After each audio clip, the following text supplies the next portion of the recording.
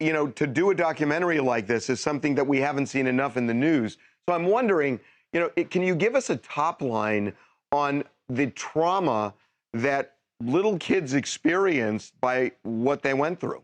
Yeah, absolutely. I mean, it's all interesting because one of the main reasons that I made this documentary is for that exact point. I was seeing year after year that news stations and articles coming out about Hurricane Katrina, but no one was talking about the kids. So that was one of the things that really fueled me to do this documentary. I think that some of the lasting traumas of Hurricane Katrina, it's everything from anxiety to PTSD, fight or flight, anger, sadness. Those are just some of the things that we explore in this doc. And what's most important is like us finally being able to talk about it so that that stuff doesn't surface in the worst ways or no longer surface, in the worst ways.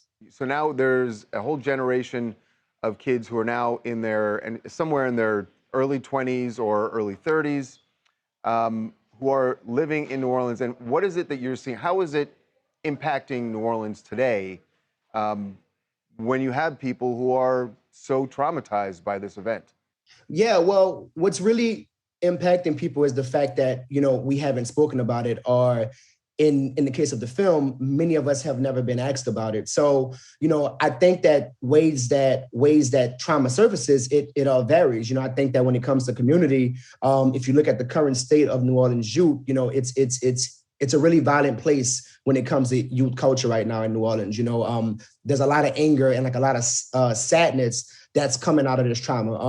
Personally, I think that, again, kids are dealing with, anxiety and PTSD and sadness. How do you look at your country when, you dealt with Hurricane Katrina in 2005 and it seemed like your life didn't matter, So there's definitely something that's all throughout the documentary. I think that, there's many stories in this film that really is like a reflection of what the government didn't do for us down in New Orleans, specifically the children.